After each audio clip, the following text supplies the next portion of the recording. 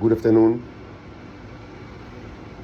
So, hopefully you found the two detours that we made in the Robot Saga, the 8 and the 9 chapters, important. But now, no more detours, and I will hopefully very soon, start the last chapter, the 10th chapter.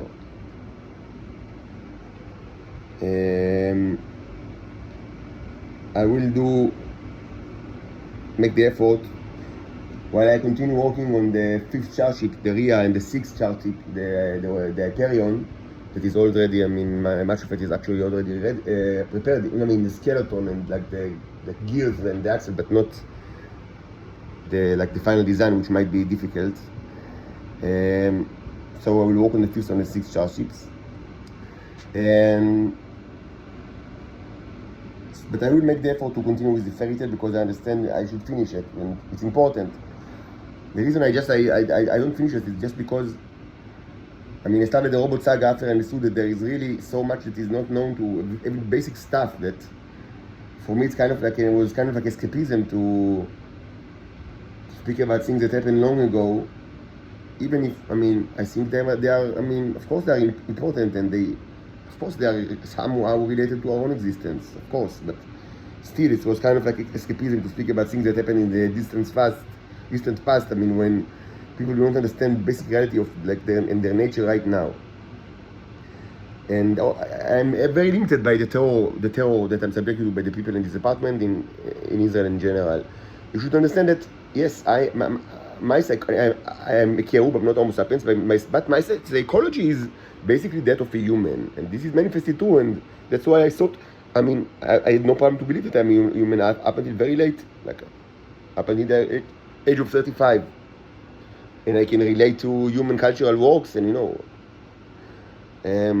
I believe it's 100% the same for Titans, by the way. So even though my physical nature is different from humans, obviously the mental nature is not different at all. So one of the consequences is that yes, I am susceptible and vulnerable to psychological attacks, and Israelis understood that long ago, and that's why the Shabak is torturing me all around the clock for many, many years. Not only psychological attacks, also physical attacks, and I've described it in the past in many videos, but that's why they do it. And yes, it hinders me, and it hinders me in many, many ways in my life, and also it hinders my ability to actually record the videos that might be important for you and might not, I don't know. Now, another thing that should be said, that so people start to understand, the nature of, the calamity that is starting to manifest itself on Earth.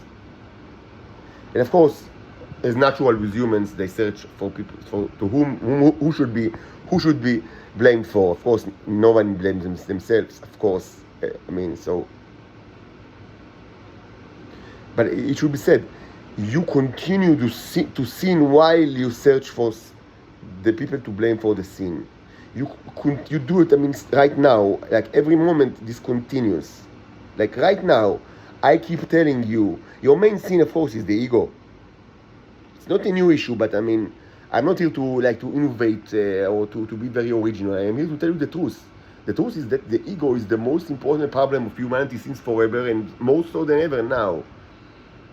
And one of the main manifestations of the ego right now in our stage, in this drama or this opera or this tragedy, the manifestation of the ego that is most dangerous and prevalent right now is the thought that yes, we understand that there is a problem that should be solved, and that the Titans are treated not right and not in a justly, and also that this person is indeed not a Titan, but as he said, indeed a representative of another civilization that is indeed much stronger than us, and yes, is tortured by the Israelis, and yes, this should be solved, but it must be done in our way, the way that we think is the best, because we know best what to do.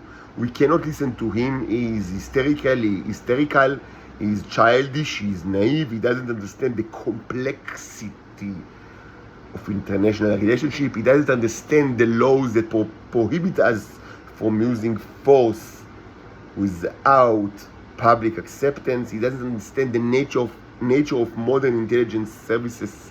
He, in general, he doesn't understand anything at all. In general, God, and also the cherubs, which are so much advanced than you are, in general, for some peculiar reason, they decided to send a representative which was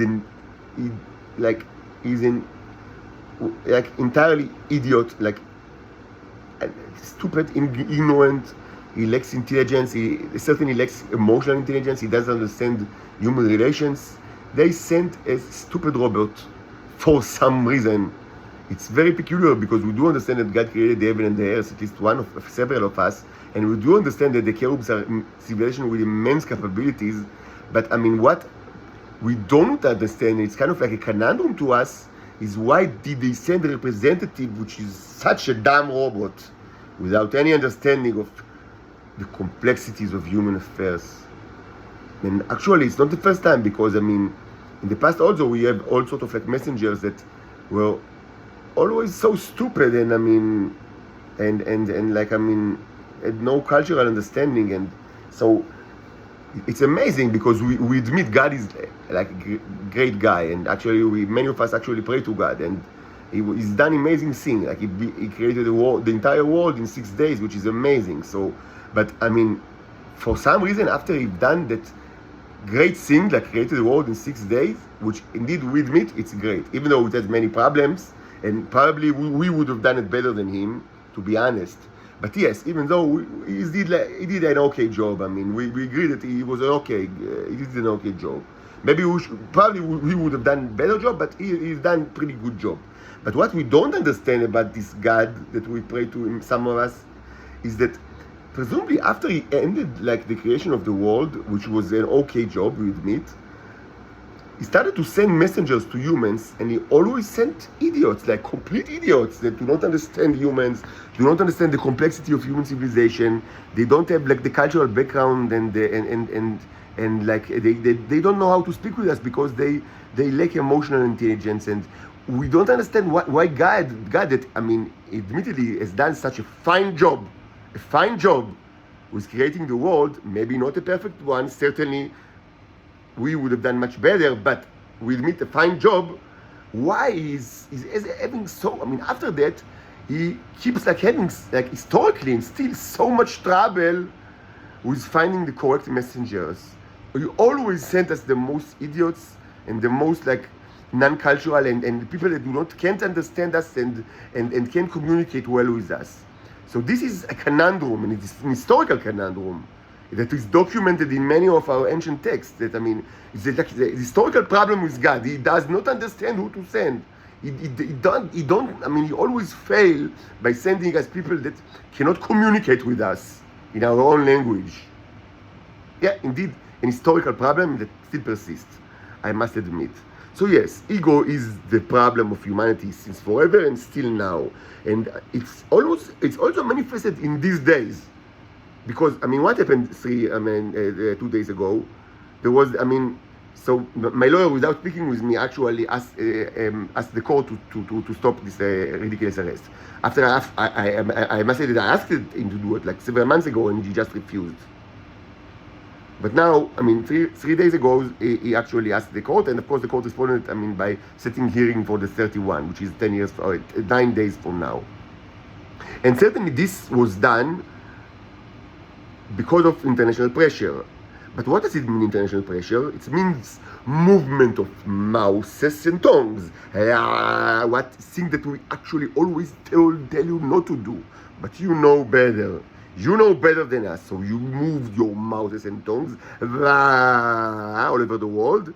And the lawyer agreed to ask for my release from this hell. I mean, this specific hell, not the entire hell, which is Israel. And the hearing was set for the 31. And of course, immediate retaliation started from the Shabak. I mean, it started by the police brutality, like, I mean, under my window 3 days ago, and yesterday morning,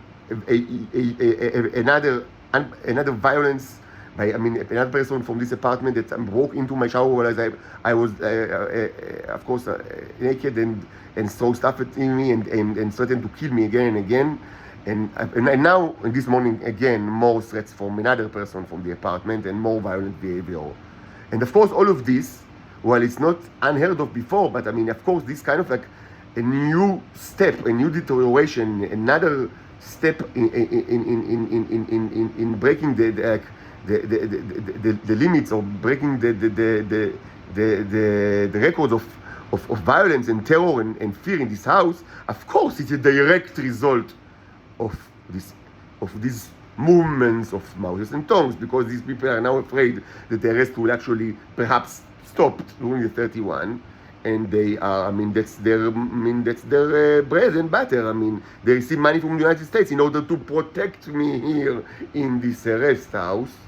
And also, of course, even more important than that, they still hope to get all the Neos, all the Jews for me, and they really like the Jews because the United States, as always, they recruited the people that are most addicted to the tea to guard me, because it only makes sense that the people that are most addicted to the tea will guard the person that produces the tea, while they are protected from the state, so they can torture him in any way they want. This was always the things that Americans have done, and since forever and until now, it resulted in the fact that the people that was hired to protect me tortured me to the maximum extent. Of course, something that is, I mean, inevitable by of course, people understood it in the United States, because they wanted me to be tortured, because they are homosexuals and pedophiles, and they hate me because they know exactly who I am. They hate me since the day I was born. So they did it because they wanted the result to be exactly what, what eventually were the inevitable results, and it's still the inevitable results. So yes, you've spoken with the Israelis, you moved mouths and tongues, and now I'm subjected to more and more terror, more and more terror, more and more terror. And this will continue until the 31. I don't know what's going to be in this hearing on the 31, but it's certain that every day from now until the 31 there will be more violence, because they will want to lure me into a fight, so the police will be involved, and I will never be freed from this arrest. While I'm in this arrest, I presumably was,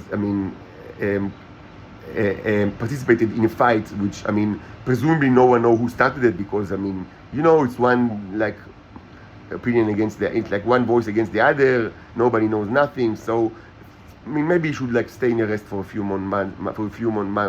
We don't know how dangerous he is, because they want to keep getting the bread and butter from the United States, and they want to keep trying their psychological tricks that presumably someday will reboot me and put me under their boot, and then I will give them all this tea that that we know that they are addicted to the tea. This was actually proven by microscopic examination of the water from the kitchen table. That it wasn't my intention, but it's accidentally. It was proven that all these people are actually addicted to the tea. So yes, this is all direct result of the movement of mouths and tongues that happened during the last couple of days by the people of the international community. So as always, the ego celebrates. The movement of mouths and tongues does not stop, and I pay the price. And the price will only magnify in the next days, because they will not. This is their bread and butter, and most of their dream of getting the tea, which is now very. It's like a commodity which is very, rare and also costs a lot of money. They will never. You will inevitably see more breaking into my room, more shouting, and even more violence in the next couple of days until the hearing on the 31. And I don't know what's going to be in there.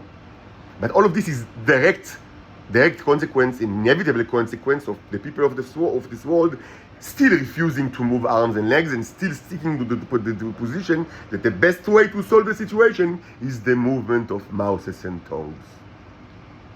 These are humans. And this is why the Hyperion, the Rhea, will soon join the four brothers, frying the earth. Some people ask, why do you need starships if you send asteroids? And also, more so, if you control the neurons in our body in a way that can create all sorts of like worms in the body, or like to kill, like I mean, to create like parasitic life forms in the body of the people that ate the tea. It's a good question, but the answer, there is a simple answer. I mean, I don't know if it's simple, but there is a straightforward answer. This is not a repeat of the period of the end of the 80s. No, this time, not the intelligence services will pay the price, but everyone will pay the price. It's not the same. Yes, in order, if we wanted only to punish the people that ate the tea, like, and this is exactly what happened during the 80s, you don't need more Starship than the one that's already there. And the one that's already there is there from like at least 8 years ago, because in order to protect, like important interest of the cherubs on Earth and Venus. But now it's not the agenda to destroy intelligence services of the world. Of course, they will first of all, they will be destroyed, of course, but it will not end there. The agenda now is replacement of Homo sapiens with a more advanced sentient life form. And for that, you need the spaceships. So why do you need the asteroids? I always pray to God to send asteroids. It was maybe it was just because of God answered my prayers. So why it was important for me? And maybe, I mean, it was they did it, I mean, the God and the cherubs did it because of the same reasoning that were important to me. And I mean, so like my prayers were not needed. I don't know. Anyway, I can tell you that I always prayed for that specifically, and I had a very, very specific reason. And maybe, they answered my prayers, and maybe, they just thought that it's a good reason anyway. In any case, there is a reason for that. The reason is that I understand that in order for the crimes of humanity to be not only punished, but to be punished in a way that it will be lessened for the future people, maybe future humans, and if some exist, I don't know, hopefully, not many, but certainly for other sentient races that will live on Earth or in other places that can watch Earth, they should understand what is the punishment for the cannibalism, rape, and murder of strangers. And I understood very well the texts cannot convey the message. Like, you know that I have I'm like a academic background, and that I like to study all my life, and I grew up in a family that has a great like inclination towards academy. But even though all of that, nevertheless, I understood that lamentably the power of text over people is very, very limited. Even the most important texts, like the Bible or the works of Plato, or the Iliad and the Odyssey, or the Quran, like all the most important texts of this world, like the Mahabharata, like Ramayana. The most important texts of this world, it should be said that the actual effect on humans is probably much, much smaller than what I would have wanted it to be. And this is a sad fact, but I came to this conclusion. It's very sad. And certainly, if we speak about like secondary text or commentary, like academic commentary or sages commentary from the past, which is also something that I like to read, and I've spent many hours in my life reading it and studying it, it should be said that this even have much lesser effect on humans. This is sad but true. People do not care about text at all. They like to buy libraries and like to put the books on the shelves, just as kind of like artifacts, like furniture. They don't care. Mostly they do not care about the text. This is sad but true. It is sad but true. People do not care. And if they care something about text, they always interpret it in a way that will fit their interests, like material interests. This is sad but true. The only way to convey a message to intelligent creatures, to say we do not condone with cannibalism and genocide and rape of other species of foreigners in general, is to change the earth, to put our mark on the earth itself. And the only way that I can know how to do it is with asteroids. Of course, earthquake, gigantic earthquakes and volcanic eruptions can also do it. But first, this happens many times after huge asteroid impacts. And second, by themselves, they do not prove. People will say this was a natural event. But if many asteroids big ones are hitting the Earth almost at the same time, people will, with any kind of intelligence will be able to reduce it in the future, even without any historical record. So they will understand this was a punishment. This was a punishment.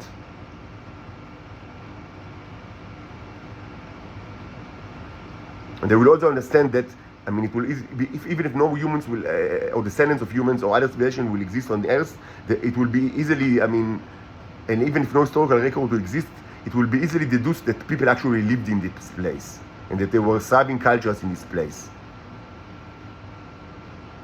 And that they didn't cease to be because of wars, because, I mean, you see the asteroid impact, you cannot, I mean, deny that happened. And you also understand, it will also be very easy to understand that this was done by a much superior civilization. That this kind of attack is not done by like it's part of like a war between like equal civilization, but it's a punishment from the gods, very simply. Because that's the nature of asteroid, like combined asteroid attack. So at the very least, people will understand there was a surviving civilization and they were punished by the gods. So yes, still, I mean, this in itself might not convey the crime, which was the way that they treated strangers, but it will convey much more than any way I can think of without text, because people don't care about text. And presumably, smart people, even in the future, whatever the origin is, will understand that the basic sin that creates the most like anger and wrath, like among the gods, is the misuse and the abuse of strangers, because you can see it like all over the mythologies of the earth. Like this was the famous like test of Zeus or test of Jupiter, and I mean, of course, that in almost any ancient culture, like murdering and killing and cannibalizing the strangers that came into your place, was considered like the most horrible thing. So it was a global like thing in the ancient times, and it's reasonable to understand that people in the future, even without any knowledge of the history or any knowledge of humanity, will reach the same conclusions. So that's why they need the asteroids, and that's why they need the life forms, and that's why they need the radiation attacks. One is not enough.